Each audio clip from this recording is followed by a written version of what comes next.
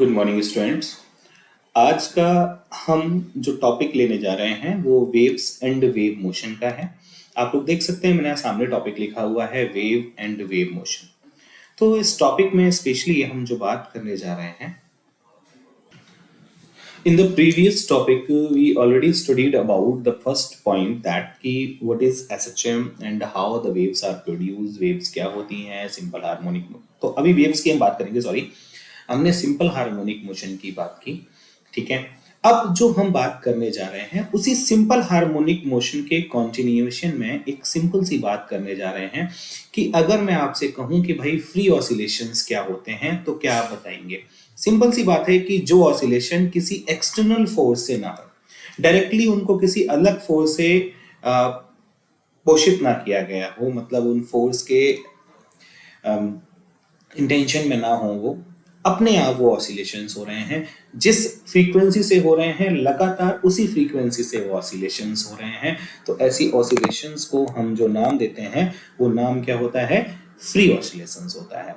यहीं पर अगर मैं आपसे कहूं कि मैं फोर्स्ड ऑसिलेशन की बात कर रहा हूं तो फोर्स्ड ऑसिलेशन का मीनिंग क्या होता है, एक minute. Then very simple thing कि अगर हम एक्सटर्नल फोर्स दे रहे हैं और in the influence of external force हमारे वाइब्रेशंस होते हैं, वहां पर ऑसिलेशन प्रोड्यूस होते हैं, तो ऐसे ऑसिलेशंस, ऐसे वाइब्रेशन को हम फोर्स्ड वाइब्रेशन कहते हैं, ठीक है। अब अगर हमारे जो इंटरनल वाइब्रेशंस है, कभी आपको इंटरनल वाइब्रेशंस पता करने हो तो नॉर्मली अपने कान को टेबल पर रख दीजिएगा, ग्लास को उठा के रख दीजिएगा, एयर के वाइब्रेशंस आप कान में लगाइए, आवाज सुनाई देगी, तो ये एयर के वाइब्रेशंस होता है। ये इंटरनली है, हो रहे हैं, लगातार होते रहेंगे। अब अगर ये वाइब्रेशंस किसी और वाइब्रेशन से मैच कर जाते हैं तब क्या होता है, वाइब्रेशन के मैच करने से अगर हमारे इनिशियल और इंटरनल वाइब्रेशन एक्सटर्नल फोर्स के एक्सटर्नल वाइब्रेशन से मैच कर जाते हैं तो हमारा जो बॉडी होती है वो बॉडी हाई एम्पलीट्यूड से ऑसिलेट करने लगती है। अभी ऑसिलेशन ये था तो अभी ऑसिलेशन फिर ये हो जाएगा, हाई एम्पलीट्यूड से ऑसिलेशन करने लगती है। अगर वो एम्पलीट्यूड इतना ज्यादा हुआ कि जिस ऑसिलेशन से बॉडी मूव कर रही थी और वो सॉलिड स्टेट में थी, अगर उससे ज्यादा हो जाएगी तो वहां से बॉडी क्या हो जाएगी, ब्रेक हो जाएगी।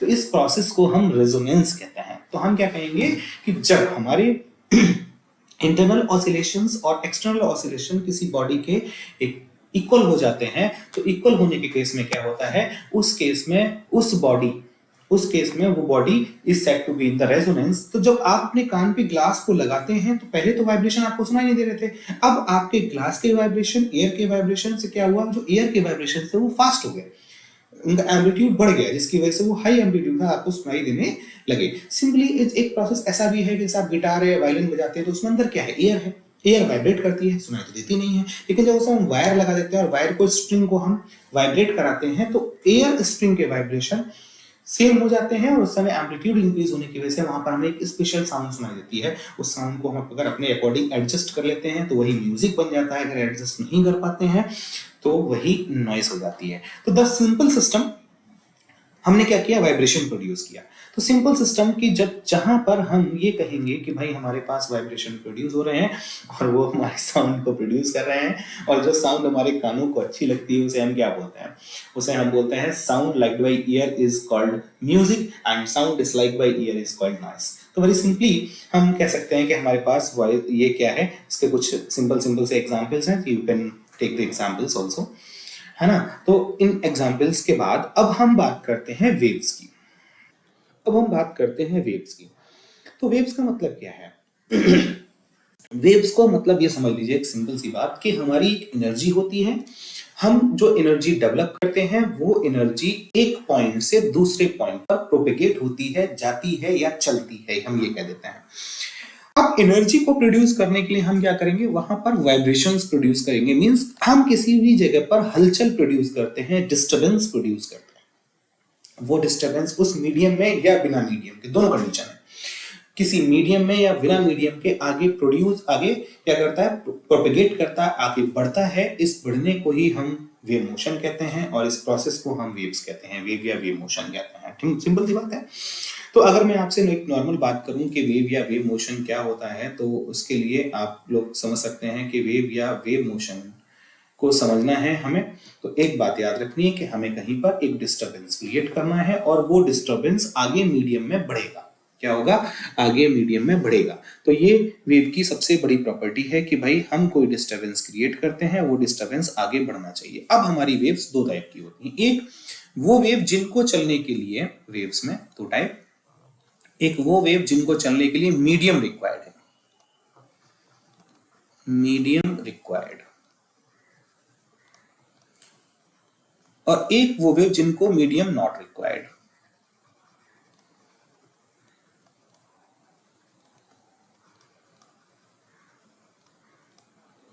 तो जिनको चलने के लिए मीडियम की रिक्वायरमेंट होती है, इनको बोलते हैं मैकेनिकल वेव्स।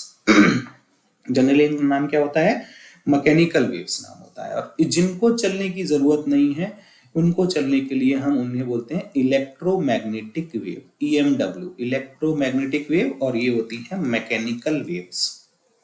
शॉर्ट में लिख रहा हूं MW एंड EMW, ये हमारी दो वेव्स होती हैं।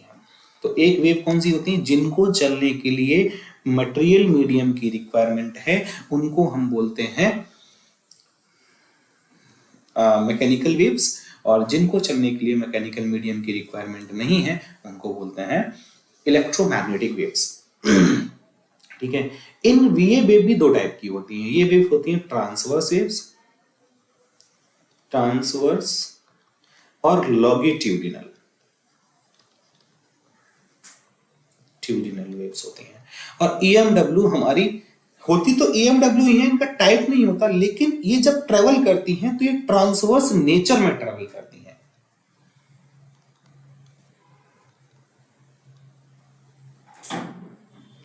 VERSE, ट्रांसवर्स नेचर में ट्रेवल करती हैं।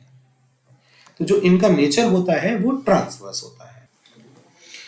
हाँ, तो सिंपल कैरेक्टरिस्टिक्स क्या होती हैं हमारे मैकेनिकल वेव्स की, स्पेशली जो हम वेव्स की बात कर रहे हैं उनकी कैरेक्टरिस्टिक्स क्या होती हैं। तो पहली कैरेक्टरिस्टिक ये है कि जो हमारा डिस्टरबेंस हम क्रिएट करते हैं, वो डिस्टरबेंस आगे मीडियम में ट्रेवल करता है। क्या करता है, ट्रेवल करता है। और उसमें जो पार्टिकल्स होते हैं, मीडियम के जो पार्टिकल्स होते हैं, वो अपनी मीन पोजीशन के अबाउट वेव मोशन के परपेंडिकुलर डायरेक्शन में, सपोज करते हैं कि वेव मोशन ये है, वेव की चलने की डायरेक्शन ये है, तो पार्टिकल इसकी परपेंडिकुलर डायरेक्शन में वाइब्रेट करते हैं इस टाइप से, या अगर हमारी वेव इधर चल रही है तो पार्टिकल इस टाइप से भी प्रोपेगेट करते हैं, लाइक दिस, ऐसे वो इस डायरेक्शन में अपनी मीन, लेकिन हर केस में वो मीन पोजीशन के अबाउट ही क्या करते हैं, मीन पोजीशन के अबाउट ही ऑसिलेशन करते हैं। तो इस सिस्टम को बोला जाता है ट्रांसवर्स प्रोपेगेशन, और इस सिस्टम को बोला जाता है लॉन्गिट्यूडनल, अलोंग लेंथ है ना, ट्यूडिनल propagation. Transverse propagation and longitudinal propagation, ये हमारे दो होते हैं। अब याद रखेंगे, जब हमारा पार्टिकल ऑसिलेट कर रहा होता है, उस समय जो इसकी एक्सट्रीम पोजीशन होती है, इसे क्रेस्ट बोलते हैं। क्या बोलते हैं, और जो एक्सट्रीम पोजीशन डाउन वाली होती है, यानी इसके जस्ट अपोजिट वाली होती है, इसे ट्रफ बोलते हैं, ट्रफ बोलते हैं। इधर वही एक्सट्रीम पोजीशन ही रहती है, इसमें कोई नहीं है, लेकिन जहां पर जब इस पार्टिकल को हम ऑब्जर्व करेंगे तो इसमें ऐसे ऑसिलेशंस को शो करते हैं, ये टाइप से ऑसिलेशंस को शो किया जाता है। आपको यहां देखने में एक बात ऑब्जर्व हो रही होगी कि यहां पर जो मीडियम के पार्टिकल हैं रेयरर हैं, और यहां पर जो मीडियम के पार्टिकल हैं डेंसर है। तो जहां पर मीडियम के पार्टिकल्स रेयरर होते हैं, उसे रेयर फ्रैक्शन बोलते हैं। क्या बोलते हैं उसे, रेयरर फ्रैक्शन बोलते हैं। और जहां डेंसर होते हैं वहां डेंसर मीडियम बोलते हैं। तो हमारे पास डेंसर एंड रेयरर, तो rarefactions and compressions, sorry इसे बोलेंगे जहां पर मीडियम के पार्टिकल पास पास है, कंप्रेशंस। और इस वाले पोर्शन को बोलेंगे रेयर फ्रैक्शंस। क्या बोलेंगे, रेयर फ्रैक्शंस बोलते हैं। ये हमारे पार्टिकल की इतनी नेचर हमें यहाँ पर शो करें। स्प्रिंग को खींचते हैं तो स्प्रिंग ऐसे ऐसे करती है, तो किसकी फॉर्म में कर रही है, तो उसी टाइप से हम इस वाइब्रेशंस को शो कर रहे हैं। तो ये क्या होगी, लॉन्गिट्यूडनल प्रोपेगेशन को उसका शो करते हैं। ठीक है। ठीक, अब मुझे एम्पलीट्यूड क्या है, टाइम पीरियड क्या है, और ये सारी चीज़ें तो मुझे बतानी नहीं है, आप लोग को समझ में आनी चाहिए ऑलरेडी। बस इतना याद रखना है कि अगर वेव ट्रेवल करती है तो वेव 2 टाइप से ट्रेवल करती है, ट्रांसवर्स फॉर्म में और लॉन्गिट्यूडिनल फॉर्म में। ठीक है, फ्रीक्वेंसी 1 अपॉन टाइम पीरियड होती है, nu v is equals to nu lambda होता है, ये सब आप जानते हो क्या होता है। Frequency is equals to 1 upon time period, nu is equals to v is equals to nu lambda, तो क्या हो जाएगा, nu is equals to v upon lambda हो जाएगा, राइट और रॉन्ग, है ना। या lambda equals to v upon nu हो जाएगा। न्यू क्या है, न्यू फ्रीक्वेंसी है, टी क्या है, टी टाइम पीरियड है, लैम्डा क्या है, लैम्डा वेवलेंथ है। वेवलेंथ की डेफिनेशन आप दे सकते हो, जो कोई वेव, देखो ऐसा एक टाइम पीरियड में जितनी डिस्टेंस ट्रेवल करती है ना, तो पार्टिकल तो ऑसिलेट कर रहे हैं लेकिन उस समय वेव भी तो चल रही है, तो जब वेव एक टाइम पीरियड में जितना भी डिस्टेंस ट्रेवल करती है उसको हम क्या कहते हैं, उसको सिंपली वन वेवलेंथ कहते हैं। इसे हम ऐसे भी कह सकते हैं, the distance travelling one frequency, the distance traveling one oscillation, the distance between two crust, the distance between two trough, the distance, इस टाइप से हम जो भी ये सारी डेफिनेशंस हैं, ये सारी डेफिनेशंस वेवलेंथ की डेफिनेशन होती हैं। ठीक है, इसमें क्वेश्चन अगर कोई देगा तो फ्रीक्वेंसी की वैल्यू दे देगा, लैम्डा की वैल्यू दे देगा, है ना, वेलोसिटी पूछ लेगा, वेलोसिटी की वैल्यू दे देगा, लैम्डा की वैल्यू दे देगा, फ्रीक्वेंसी पूछ लेगा। इस टाइप के क्वेश्चंस आएंगे तो वेरी सिंपल क्वेश्चंस होंगे जिनको आप आसानी से सॉल्व कर सकते हैं, उसमें आपको कोई भी प्रॉब्लम नहीं आएगी, जरा सी भी, नन्ही सी प्रॉब्लम भी नहीं आएगी। अब अगर वेव ट्रेवल करेगी तो उसकी स्पीड क्या होगी, इसके बारे में बात करते हैं। तो अब हमारी दो टाइप की वेव ट्रेवल कर रही है, transverse waves and longitudinal waves. आपको हम बता दें, जो हमारी ट्रांसवर्स वेव्स होती हैं वो सॉलिड्स में ट्रेवल करती हैं एंड लिक्विड सरफेस पर ट्रेवल करती हैं, लेकिन जो हमारी लॉन्गिट्यूडिनल वेव्स हैं वो हमारी longitudinal waves solid, liquid and gas तीनों में ट्रेवल करती हैं। ट्रांसवर्स वेव्स हमारी जो स्पीड का फॉर्मूला होगा, हम क्या यूज करेंगे, ये मीडियम पे डिपेंड करती हैं, तो मीडियम की रिजिडिटी पे डिपेंड करती है। किस पे डिपेंड करती है, मीडियम की रिजिडिटी पे डिपेंड करती है। चलिए, तो यहाँ पे थोड़ा सा इरेज कर लेते हैं और फिर आपको इन वेलोसिटीज के बारे में समझाते हैं। ठीक है, तो ये हम जो बात कर रहे हैं ये किसकी बात हो रही है, प्रोपेगेटिंग वेव की बात हो रही है। तो हम ये बोलेंगे कि हम मूविंग वेव की बात कर रहे हैं, और हमारी दूसरी वेव कौन सी होती है, स्टेशनरी वेव होती है। वेव चलेगी लेकिन हमें ये एहसास होगा कि wave is in the stable state, तो हम उसे स्टेशनरी और स्टैंडिंग वेव भी बोलते हैं। ठीक है, तो ये हमारी जो वेव प्रोपेगेट कर रही है उसकी बात कर रहे हैं सारी। पहले हम ट्रांसवर्स वेव के बारे में थोड़ा समझ लेते हैं, उनके स्पीड वगैरह के फॉर्मूले के बारे में समझ लेते हैं, फिर आगे चलते हैं। ठीक है, तो ये मैंने रेज कर दिया, चलिए आगे बढ़ते हैं नेक्स्ट पॉइंट पे। Speed of transverse wave, transverse waves, transverse waves की स्पीड की हम बात कर रहे हैं। तो ट्रांसवर्स वेव्स हमारी कहां चल रही हैं, स्ट्रेच स्ट्रिंग में होंगी, या जनरली हम किसी सॉलिड की बात करेंगे। तो अगर मैं सॉलिड की बात करता हूं तो किसी भी सॉलिड में हम, जब भी हम नॉर्मली वेव की बात करते हैं तो किसी भी सॉलिड में स्पीड को इंडिकेट करने का जो सबसे सही तरीका है वो है v is equals to under root eta upon rho, where eta is modulus of rigidity, modulus of rigidity कहेंगे सर ये,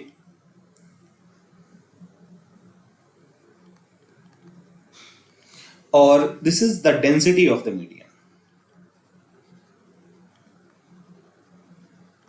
क्या है, डेंसिटी ऑफ मीडियम। ठीक है, इसके टर्म में हम किसी भी मीडियम में किसी भी ट्रांसवर्स वेव की वेलोसिटी को इंडिकेट कर सकते हैं, समझा सकते हैं। लेकिन अगर कोई कहे कि हमें स्पीड ऑफ लाइट के रेस्पेक्ट में समझाओ, तो भैया पहले जब समझाया गया था शुरुआत में तो कांस्टेंट लिया गया था, और कांस्टेंट की वैल्यू 1 आती है। तो स्पीड ऑफ लाइट के टर्म में बताने के लिए स्पीड ऑफ लाइट का इसमें डिवाइड करेंगे, क्योंकि ये वैल्यू बहुत कम आती है तो हमारा आंसर नेग्लिजिबल आएगा। अगर इसी की जगह स्ट्रेच्ड स्ट्रिंग हो, स्ट्रेच्ड स्ट्रिंग हो, स्ट्रिंग के केस में हमारी जो वेलोसिटी का फॉर्मूला हो जाएगा वो under root T upon M हो जाएगा। क्या हो जाएगा, under root T upon M हो जाएगा। वे टी इज टेंशन, क्या है, टेंशन है, और ये है हमारा मास पर यूनिट लेंथ, मास पर यूनिट लेंथ। ठीक है, अगर मैं बात करूं कि वो जो स्ट्रिंग है उस स्ट्रिंग का टोटल मास और उसमें उसकी टोटल लेंथ का डिवाइड कर दें तो हमें स्मॉल m मिलेगा। इसकी अगर हम डायमेंशन की बात करें तो ये ml-1 होगी, ये मास नहीं है। यही गलती हम लोग कर देते हैं। लेंथ गिवन होगी, है ना, उसकी लेंथ गिवन होगी, उसका टोटल मास गिवन होगा, मास नहीं गिवन होगा तो डेंसिटी और वॉल्यूम का कुछ ना कुछ ऐसा कंसीडरेशन दिया होगा जिसकी वजह से आप टोटल मास कैलकुलेट कर सकें। वहां पर आप क्या फोर्स अप्लाई कर रहे हैं, कितना वेट अप्लाई कर रहे हैं, तो उससे आप टेंशन प्रोड्यूस करेंगे। तो टेंशन कई बार फोर्स के बराबर होगी, कई बार mg के बराबर होगी। भाई अगर मैंने कोई वायर लटका दिया, उस पर मैं कोई वेट लटका देता हूं, तो वेट ही तो उसके अंदर टेंशन प्रोड्यूस कर रहा है, तो टेंशन कितनी हुई, टेंशन उस वेट के बराबर हो गई। तो ये हमारी ट्रांसवर्स वेव्स की कहानी है। ट्रांसवर्स वेव की वेलोसिटी का फॉर्मूला है, यहां पर हम इतना पढ़ते हैं। अब आपको क्वेश्चन कैसा दिया जाएगा, क्वेश्चन बताते हैं। अगर हमसे कोई कहे कि for aluminium the modulus of rigidity is, aluminium के लिए जो मॉडुलस ऑफ रिजिडिटी का फॉर्मूला है, वैल्यू है वो 2.1 इंटू 10 पावर 10 न्यूटन पर मीटर स्क्वायर है and the density is given 2.7 into 10 power 3 kilogram पर मीटर क्यूब है। ठीक है, तो हमसे कहा गया स्पीड निकालिए, तो स्पीड का फॉर्मूला सिंपल होता है, ईटा अपॉन रो लगा देना है। ठीक है, आंसर क्या आएगा, आपने लिखा 21 upon 27 sorry into 10 power 10 minus 3। अरे अपॉन में 3 आएगा ना, तो मैंने -3 कर दिया है। ठीक है, हो कितना, 3 से 7 टाइम और 3 से 9 टाइम, 7/9, √7 की वैल्यू पुट कर देंगे, तो जो भी हमारा आंसर आएगा ये अपॉन 9 हो जाएगा। √7 की वैल्यू 2 पॉइंट समथिंग के आसपास आएगी, 10 पावर 3 7 हो गया, तो ये हो जाएगा मेरा 70 इंटू 10 पावर 6 अंदर हो गया, अगर गौर से देखें, है ना, 7 था ना, तो उसे 6 कर दिया, अपॉन 9 अपॉन 3 कर दिया। अब इसका हम ले लेंगे उसके अंडर रूट, उसके बाद हम क्या करेंगे, 3 का डिवाइड कर देंगे, 10 पावर 6 से 10 पावर 3 बाहर आ जाएगा। तो इसमें जो आंसर आ रहा है वो आ रहा है 2.79 इंटू 10 पावर 3 मीटर पर second. You can solve it, you can do that. ठीक है, इस टाइप के वेरी सिंपल टाइप के क्वेश्चंस आएंगे। अब हम बात करते हैं स्पीड ऑफ लॉन्गिट्यूडनल वेव्स की। ठीक है, इसको मैं रेज कर रहा हूँ फटाफट से, देखते हैं आगे बढ़ते हैं। तब तक आपको अगर कोई पे कुछ नोट करना है तो मैं 1 मिनट के लिए पॉज ले लेता हूँ, आप नोट कर लीजिए।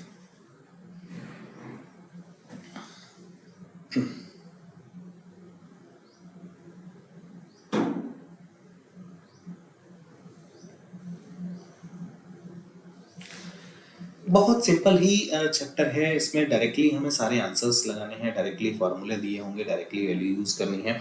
टफ नहीं है बिल्कुल भी, इंजॉय करना है बस। मैं इसको रेस करने जा रहा हूँ। आई होप कि अब आप लोगों ने यहाँ तक लिख लिया होगा, क्योंकि मैं कहता भी हूँ कि भाई मेरे साथ साथ लिखते रहा करो। ओके सॉरी, मेरे साथ साथ लिखने में ये रहता है ना कि चीज़ें गड़बड़ नहीं होंगी। इसको ऐसे कर लेते हैं और यहाँ से इसको ऐसे ले आते हैं, ये फॉर्मेट बना लेते हैं और ये हुआ डिलीट। ठीक है, ये मेरा ओके। अब आ जाते हैं अपने पॉइंट पे। लॉन्गिट्यूडनल वेव, तो स्पीड ऑफ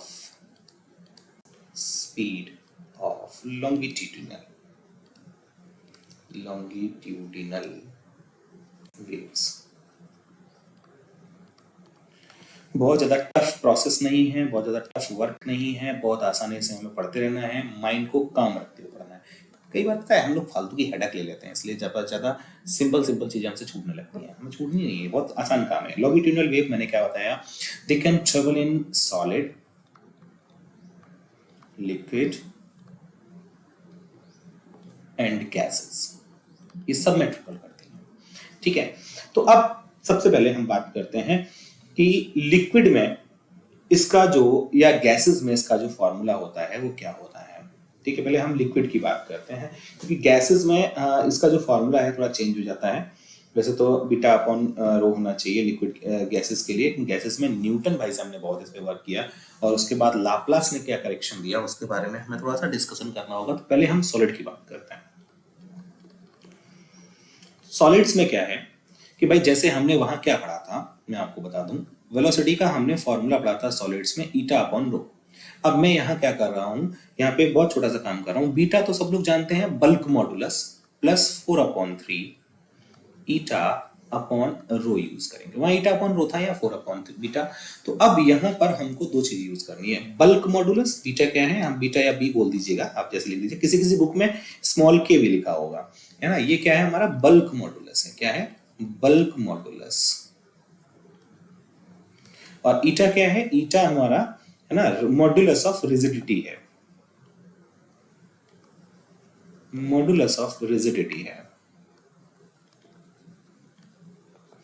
ठीक है, ये ईटा है, ये रो क्या है, रो हमारी डेंसिटी है।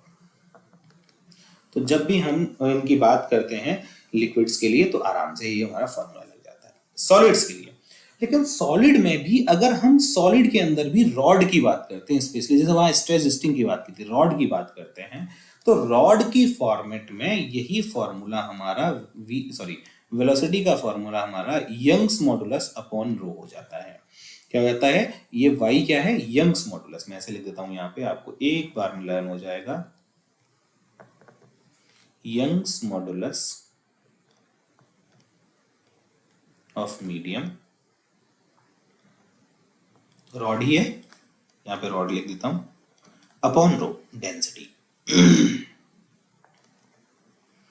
ये हम यूज करेंगे इस प्रोसेस पे। तो सॉरी सिंपल है, हमें इसको सिंपली तरीके से पढ़ना भी है, परेशान नहीं होना है। ये रॉड के लिए हो गया। अब बात करते हैं लिक्विड की, क्योंकि हम जो बात करेंगे उसके लिए थोड़ा सा डिफरेंट होगा। 1 मिनट। हाँ, तो हम लिक्विड की बात करते हैं, तो बस लिक्विड हो गया हमारा, है ना। लिक्विड का जो फॉर्मूला बनता है बहुत ही आसान फॉर्मूला बनता है, वहां पर हम velocity is equals to bulk modulus upon rho use करते हैं, बस और कुछ नहीं, सिंपल है। I am sorry. ठीक है, यानी कि ये क्या है, हमारा बल्क मॉडुलस है। क्या है, बल्क मॉडुलस है। और ये क्या है, हमारी डेंसिटी है। ये फॉर्मूला यूज करते हैं डायरेक्टली, है ना। इनकी सबकी वैल्यू दी होगी। अब जो मेन फॉर्मूला है वो गैसेस के लिए है। तो गैसेस के लिए सबसे ज्यादा जो काम किया, सबसे पहले ये कहा गया कि भाई हमें जो गैसेस के लिए फॉर्मूला दिया है वो under root bulk modulus upon rho ही होना चाहिए। सबसे पहली बात ये दी गई। भाई फ्लूइड्स के लिए तो उन्होंने कहा था गैस और लिक्विड को हम क्या बोलते हैं, फ्लूइड बोलते हैं। तो फ्लूइड्स के लिए, ठीक है, यही फॉर्मूला हमारा दिया गया। लेकिन आफ्टर दैट लोगों ने सोचा और उसको कन्वर्ट किया। कैसे कन्वर्ट किया, इसके बारे में अभी आपसे। हमारे न्यूटन भाई साहब ने क्या कहा, समझिएगा। उन्होंने कहा कि भाई अगर हम ये मानते हैं, क्योंकि देखो मैं बोल रहा हूं तो ऐसा तो होता नहीं है कि मेरे सामने कोई बैठा उसके कान पे जाके गर्मी प्रोड्यूस हो रही हो, इसका मतलब टेम्परेचर चेंज नहीं हो रहा है ड्यूरिंग द वेव प्रोपेगेशन। भाई ये लॉन्गिट्यूडिनल वेव तो होती है, साउंड वेव। तो साउंड वेव हो चाहे लॉन्गिट्यूडिनल वेव हो, जब ये चलती हैं तो वहां पर कोई भी क्या होता है वहां पर कोई भी टेम्परेचर चेंज नहीं होता। It means this must be the isothermal process होनी चाहिए। ठीक है भैया, मान लिया आइसोथर्मल प्रोसेस है, तो आइसोथर्मल प्रोसेस का फॉर्मूला होता है PV is equals to constant. ठीक है, अब अगर मैं इसे v के रेस्पेक्ट में डिफरेंशिएट कर दूं तो या मैं पार्शियल डिफरेंशिएशन कर दूं तो क्या बनेगा, फर्स्ट फंक्शन सेकंड का differentiation plus second function first का डिफरेंशिएशन, कांस्टेंट का डिफरेंशिएशन 0 होता है। तो ये बन गया P is equals to minus VdP. ठीक है, इसको मैं इधर ले जाऊं तो माइनस का p इज इक्वल्स टू ये बन जाएगा dp अपॉन, ये अपॉन में आ जाएगा dv, तो dv अपॉन में आ गया, और ये v अपॉन में जाएगा तो इसके अपॉन में आ जाएगा। अब देखिए, change in pressure upon change in volume upon volume, तो ये क्या हो गया, बल्क मॉडुलस हो गया, नहीं हो गया।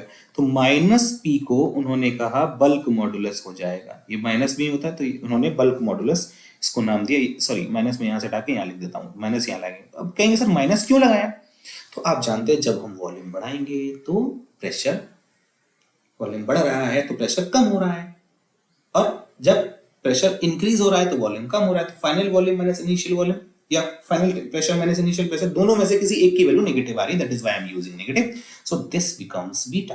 तो हमारा जो बल्क मॉडुलस है वो प्रेशर बन जाता है। तो इन्होंने कहा भाई ये न्यूटन के अकॉर्डिंग ये फॉर्मूला हमारा P अपॉन रो होना चाहिए। अब साइंटिस्ट कोई शांत तो बैठने वाला नहीं है। उन्होंने कहा एक काम करते हैं भाई, चलो आप कह रहे हो भाई ये प्रेशर होना चाहिए, मान लिया, और ये हमारा डेंसिटी है, मान लिया। तो उन्होंने कहा भाई अगर हम एयर के लिए बात करते हैं, तो उन्होंने कहा अगर हम एयर के लिए बात करते हैं तो एटमॉस्फेरिक प्रेशर 1.015 इंटू 10 पावर 5 होता है, 1 एटमॉस्फेरिक प्रेशर जनरली, और जो एयर की डेंसिटी होती है 1.29 होती है। इससे अगर हम आंसर निकालते हैं तो अप्रोक्सीमेटली 280 मीटर पर सेकंड आंसर आता है, लेकिन जब प्रैक्टिकली हम आंसर कैलकुलेट करते हैं स्पीड ऑफ लाइट तो 332 मीटर पर सेकंड आता है। इतना बड़ा गैपिंग, छोटा मोटा डिफरेंस हो तो मान ले सही है, इसका मतलब there is a fault in the Newton's formula. क्या बात बनी कि न्यूटन्स फॉर्मूला में कुछ ना कुछ तो फॉल्ट है रे बाबा। अब इस फॉल्ट को कैसे दूर किया जाएगा? तो एक भाई साहब आए, देखो अगर कहीं पे वायर खराब हो जाते हैं तो क्या करते हो आप? तो मतलब ये ना कहना मैं किसी साइंटिस्ट के नाम के बारे में कुछ कह रहा हूं, बट एक सिंपल सी बात, जब कुछ गड़बड़ी होती है तो कहते हैं लाओ आप क्लास लेके लाओ, सही करता है। तो यहां पर एक हमारे भाई साहब है लाप्लास, मैं इसको रेस करता हूं एक साइड से, थोड़ा सा आपको साथ में रखूंगा इस चीज को तो आपको सही रहेगा। इसको सॉलिड वाले को रेस कर देते हैं और लिक्विड वाले को लिखा रहने देते हैं, जो कि लिक्विड से ही हमने गैसेस की बात की, सॉलिड को रेस कर देते हैं, इतने में मेरा काम हो जाएगा। तो हमारे लाप्लास भाई साहब ने इसमें एक थोड़ा सा कहा कि भाई देखो न्यूटन अपनी जगह पे सही है, क्योंकि आंसर को उन्होंने नियर बाई पहुंचा दिया है। देखो जब भी हम प्रैक्टिकल चीजों की स्टडी करते हैं तो हम अपने आंसर को उससे मैच कराते हैं। तो न्यूटन भाई साहब ने, लाप्लास ने क्या कहा? लाप्लास ने कहा, लाप्लास का करेक्शन बोलते हैं, लाप्लास करेक्शन, लाप्लास करेक्शन। तो लाप्लास भाई साहब ने हमसे बोला कि भैया ऐसा है, तुम ये कह रहे हो कि भाई टेम्परेचर प्रोड्यूस नहीं हुआ, तो क्या गारंटी है कि ये आइसोथर्मल होगा? कि भैया पढ़ा तो यही गया है कि भाई जब भी टेम्परेचर इंक्रीज नहीं होता तब ये आइसोथर्मल होता है, ठीक है। लेकिन एक बात सोचो, जब ये रेयरफेक्शन और कंप्रेशन की फॉर्म में लाइट आगे बढ़ रही है, रेयरफेक्शन एंड कंप्रेशन की फॉर्म में ऐसे ऐसे लाइट नहीं सॉरी साउंड आगे बढ़ रही है, या लॉन्गिट्यूडिनल वेव आगे बढ़ रही है, प्रोपेगेट कर रही है, प्रोसेस को आगे लेते जा रही हैं, इसीलिए इसे प्रोग्रेस कर रही हैं, इसीलिए इन वेव्स को हम प्रोग्रेसिव वेव्स ही कहते हैं। जो भी वेव एक मीडियम से दूसरे मीडियम पे आगे की ओर प्रोग्रेस करती है उसे हम प्रोग्रेसिव वेव कहते हैं, आगे बढ़ रही हैं। तो भाई क्या हुआ, सोचने बैठ गए।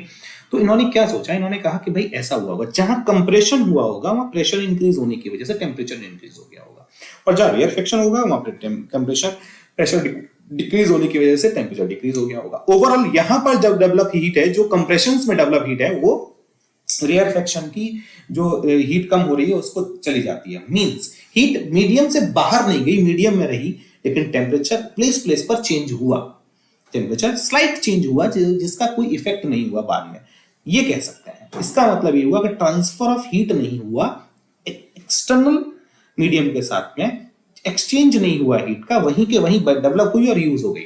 मतलब कौन सी प्रोसेस हुई? एडियाबैटिक प्रोसेस हो गई। कौन सी प्रोसेस हो गई? एडियाबैटिक प्रोसेस हो गई। तो एडियाबैटिक प्रोसेस के according PV is equals to P power gamma is equals to constant होना चाहिए। अब डिफरेंशिएट करो, किया फर्स्ट फंक्शन, सेकंड का डिफरेंशिएशन, गामा V की power gamma -1 dV is equals to partial differentiation कर रहे हैं into V power gamma dP। कहेंगे सर माइनस लगना चाहिए था यहाँ पे, सॉरी मैं प्लस लगा रहा हूँ, प्लस ही लगना चाहिए, इक्वल टू 0। कांस्टेंट का डिफरेंशिएशन 0 था, गलती से इक्वल लग गया था, आई एम सॉरी फॉर दैट। इसको हटा भी देते हैं, ये आपको कंफ्यूज करेगा। हट जा बाबा, चलो अब अच्छे से हटा दिया हम सोच रहे थे उतना ही हटे, लेकिन हट नहीं रहा, तो चलो कोई बात नहीं है। अब देखिए क्या करते हैं, P gamma V power gamma -1 dV is equals to -V power gamma dP हो जाएगा। अगर मैं यहां से गामा P को एज इट इज लिखा रहने दूं तो ये हो जाएगा -V power gamma dP upon V power gamma -1 dV हो जाएगा। अब देखो पावर गामा से गामा कैंसिल, -1 बचेगा, ऊपर चला जाएगा ना, अपॉन में चला जाएगा। तो मैंने क्या किया, -dP upon dV upon V हो गया। तो ये क्या बन गया, ये हमारा बन गया बल्क मॉडुलस। क्या बन गया? Bulk modulus equals to gamma P।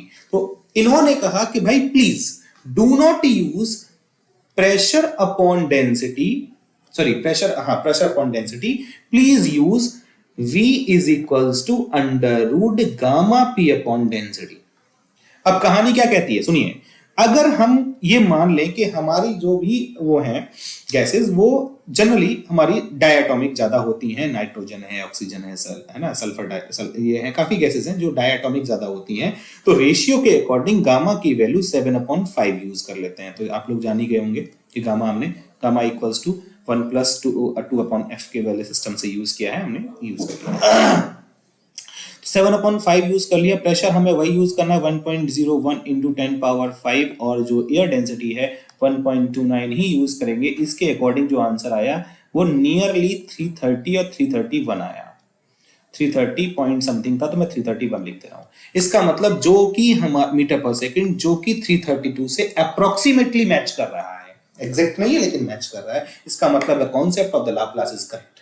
तो यही हमारा साउंड की वेलोसिटी निकालने का करेक्ट फॉर्मूला है। इसी को हम लाप्लास करेक्शन भी बोलते हैं, और साउंड के फॉर्मूले की डेरिवेशन आएगी। दोनों बातें आपको डिस्कस करनी होंगी कि न्यूटन ने ये दिया, कौन सा P अपॉन रो वाला न्यूटन ने दिया, इसमें करेक्शन किया लाप्लास ने, और फाइनली हमारा ये आंसर आया। न्यूटन ने जो प्रोसेस सपोज किया था, वो प्रोसेस क्या किया था, वो प्रोसेस उनका था सिंपल। क्या प्रोसेस है जल्दी बोले, वो प्रोसेस था आइसोथर्मल प्रोसेस मान के किया था, इन्होंने एडियाबैटिक प्रोसेस मान के किया है। तो अब भाई साउंड यानी कि लॉन्गिट्यूडिनल वेव की स्पीड को गैसेस में कौन कौन से फैक्टर अफेक्ट करते हैं, इसके बारे में थोड़ा सा डिस्कशन कर लेते हैं। फॉर्मूला हमारा गामा पी अपॉन रो ही यूज करेंगे, इसी की हेल्प से हमें सारी चीजें मिल जाएंगी। तो आप लोग जल्दी से नोट कर लीजिए, 1 मिनट का टाइम देता हूं, फटाफट से रेस करता हूं, और ये जो वेव मोशन वाली बात है और जो स्पीड वाली बात है आज क्लोज हो जाती है। प्रोग्रेसिव वेव का छोटा सा पार्ट बचेगा, उसे अभी हम 5 मिनट में कर लेंगे, नेक्स्ट वीडियो में कर लेंगे, ठीक है। बहुत आसान सा है, ठीक है। इसको रेस करते हैं, फटाफट से रेस करते हैं, आप लोग जल्दी से देखिए, फिर मैं रेस कर रहा हूं। तो देखिएगा, जब इसको इरेज कर दे पहले, उसके बाद आगे की कहानी स्टार्ट करते हैं। बहुत आसान है। Factor affecting the speed of sound in air, जो भी हमारे फैक्टर अफेक्टिंग हैं उनकी बात कर रहे हैं। फटाफट से ये हो गया और ये हो गया डिलीट, ठीक है भैया।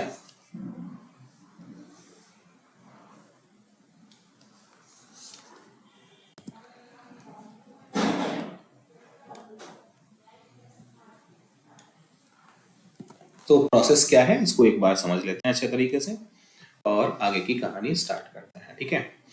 देखिएगा, क्वेश्चन, factors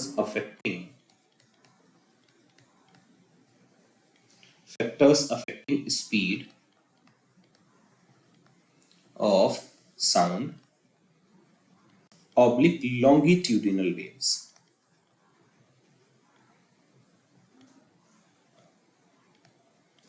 in air और gases, है ना। दोनों ही हम यूज कर लेंगे भाई, एक ही बात तो है यार। एयर में क्या है, गैसेस का मिक्सचर ही तो यूज कर रहे हैं, और क्या है, और वो भी हमें ज्यादा इफेक्ट नहीं करता, प्रॉब्लम नहीं देता। इसकी डेंसिटी हम, फॉर्मूला क्या है, V is equals to gamma P upon rho under root में, यही तो यूज करते हैं, सिंपल है। अब समझिएगा मेरी पहली बात, नंबर 1, प्रेशर। प्रेशर इफेक्ट करता है कि नहीं, इस बात को समझते हैं। तो मैंने प्रेशर की बात की। अच्छा, जनरली हम आइडियल गैस की बात करते हैं तो PV is equals to constant, okay. Volume equals to क्या होगा भाई, अगर मैं बात करूं कि density is equals to mass upon volume, होता है नहीं होता है, तो volume is equals to mass upon density होगा नहीं होगा। तो मैंने यहां लिख दिया P into mass upon density is equals to K, इसको इधर ले जाए तो P upon rho is equals to K upon M, और ये तो कांस्टेंट है तो ये कांस्टेंट रहेगा जब तक गैस को हम आइडियल सपोज करते रहेंगे। रियल गैसेस में थोड़े से वेरिएशन आते हैं, बहुत ज्यादा वेरिएशंस नहीं आते। तो इसका मतलब कि जब भी आप P को चेंज करेंगे, रो अपने आप को इस टाइप से एडजस्ट कर लेगा कि P अपॉन रो की वैल्यू हमेशा कांस्टेंट रहेगी। इसका मतलब प्रेशर का कोई भी इफेक्ट नहीं होता है। बात क्लियर होगी। लेकिन रो का इफेक्ट पड़ेगा। सेकंड होता है हमारा, सेकंड हमारा होता है डेंसिटी। तो आप क्या कहेंगे, प्रेशर नो इफेक्ट, प्रेशर कोई भी इफेक्ट नहीं रखता। यानी कि अगर हम प्रेशर को चेंज करते हैं तो डेंसिटी भी चेंज होगी, जिसकी वजह से P अपॉन रो की वैल्यू कांस्टेंट रहेगी, और हमारी जो वेलोसिटी है वो कांस्टेंट रहेगी। ठीक है, अगर मैं कहता हूं कि भाई हमारे पास हमने कांस्टेंट प्रेशर पे दो गैसेस ली हैं, तो V1 क्या हो जाएगा, गामा, और दोनों ही हमारी डाई एटॉमिक या जैसी भी हैं सेम टाइप की गैसेस हैं, गामा P अपॉन रो 1 हो जाएगा।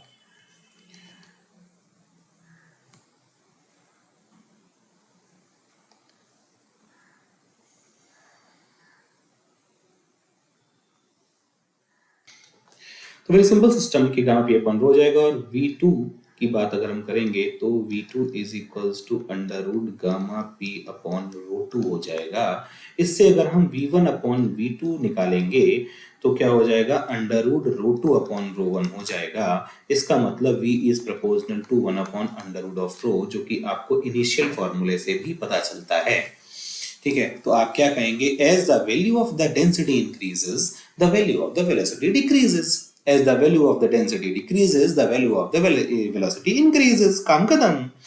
ठीक है, ह्यूमिडिटी की बात करते हैं, ह्यूमिडिटी की बात करते हैं। ह्यूमिडिटी में क्या होता है इसको समझ लेते हैं एक बार बहुत अच्छे तरीके से। ह्यूमिडिटी क्या कहती है हमसे, उसके बारे में जान लेते हैं। तो जब भी हम ह्यूमिडिटी इंक्रीज करते हैं तो speed of sound in air is generally given by gamma P upon रो, हमने आपको बताया डेंसिटी के इफेक्ट में होता है। तो हम क्या कहेंगे कि the speed of sound is inversely proportional to square root of density, अभी हमने प्रूव किया है। So the sound travel fast in moist air, क्योंकि मॉइस्ट एयर के कंपैरिजन में जो मॉइस्ट एयर की जो डेंसिटी होती है भाई वो इन कंपैरेटिवली ड्राई एयर कम होती है। तो क्या कहेंगे, the density of water vapours is 0.8 and the density of dry air is 0.2। अब जब इन दोनों का हम क्या निकालेंगे, एवरेज भी निकालोगे तब भी आंसर 1.2 से कम आएगा।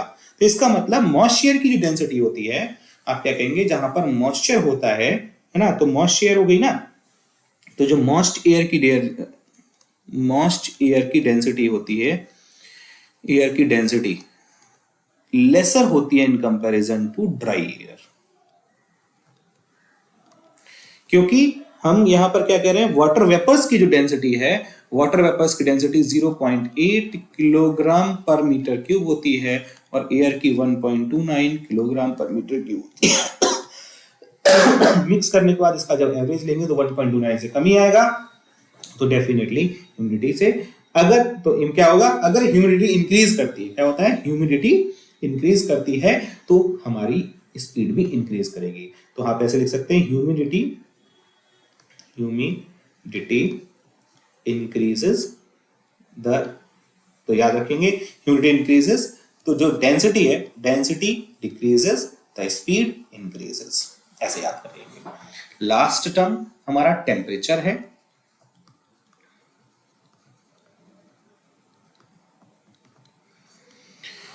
ठीक है, देखो भाई सीधी बात, नो बकवास, V is equals to 3 gamma P upon rho. इसको हम क्या लिख सकते हैं भाई, अगर मैं आइडियल गैस इक्वेशन में जाता हूं तो P की जगह मैं क्या लिख सकता हूं, सोचो। P की जगह मैं ये गामा को लिख दूंगा, P की जगह लिखूंगा RT upon V into rho, और V इंटू रो हमारा क्या हो जाएगा, मास हो जाएगा, तो गामा RT अपॉन M।